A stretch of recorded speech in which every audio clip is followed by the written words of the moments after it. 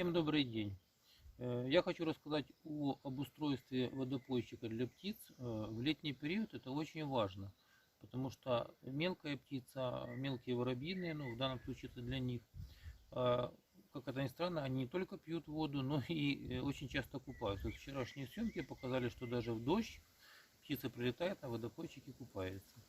Обустроить водопой можно разными способами. Можно купить садовый прудик, там и еще там какие-то понты заколотить очень крутые, там в каком-то эпицентре купить, расставить камушки, это будет по блатному, по крутому. Может быть так. Можно пойти совсем другим путем. Можно взять в любом магазине заморозки, где продается заморозка. Вот это вот, например, были котлеты, гречаники с мясом и гречки охолоджені. Вот. Такая заморозка пакуется вот в такие пластиковые судочки. Эти судочки очень крепкие. И еще и пищевой пластик, заметьте. Можно самому с него воду пить, если вдруг нужно будет. И чем хорошо, что они достаточно небольшие. То есть их хорошо можно вписать где-то в ландшафт. И можно расположить какие-то еще там вспомогательные. Если вы смотрели предыдущие видео по птичке на водопоях, для птицы огромное значение имеет глубина. Очень хорошо видно, как, скажем, синичка выбирает, или там зарянка и другие птички. Они четко выбирают ту глубину, которая им нужна. Поэтому, если вы хотите, чтобы вам птица прилетала на купание или на водопой, то нужно сделать разную глубину. Это можно делать или же притапливая, скажем, древесину, положить там какие-то сучки, они со временем напитаются воды и утонут. Или какие-то керамические остатки, или камушки, или еще что-то. То есть суть вопроса очень проста. То есть глубина может варьироваться от такой до вот такой. И тогда птичка сама выберет ту глубину, которая ей нужна. Это первое. Второе, это отношения с хищниками. Потому что мы понимаем прекрасно, что любая концентрация птицы, она привлекает в том числе и хищников.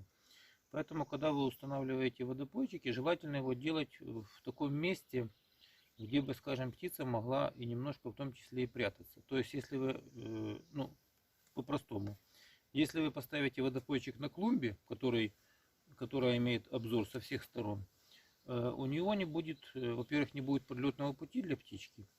Во-вторых, она будет хорошо обозреваема и, естественно, уязвима. Если вы сделаете водопойчик где-то в кустах или, скажем так, в предкустьях, то у птицы, во-первых, будет подлетный путь. Она с высокого дерева перелетит на меньшее дерево, на меньшее, на кустик, потом на веточку и потом непосредственно водопойчик. И в случае опасности у нее будет возможность быстро спрятаться. Почему я об этом так подробно говорю? Потому что, скажем, если зимой какую-то группу птиц, у нас, например, группа воробьев всегда сопровождает пару там перепелятников, то зимой вся птица, в общем-то, взрослая или уже, так сказать, вылетевшие птенцы, понятное дело, то весной, например, если вот у нас много скворечников, и если сейчас какой-то наглый перепелятник убьет мне воробья, то у меня будут сироты. Оно мне надо, скажем прямо. Поэтому сейчас лучше, чтобы хищники полювали в природе, вот там в лесу. А у нас тут пускай они прилетают покупаться, мы не против. Но ведут себя прилично.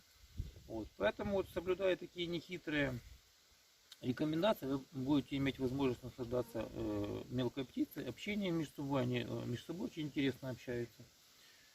Вот так. Всего доброго.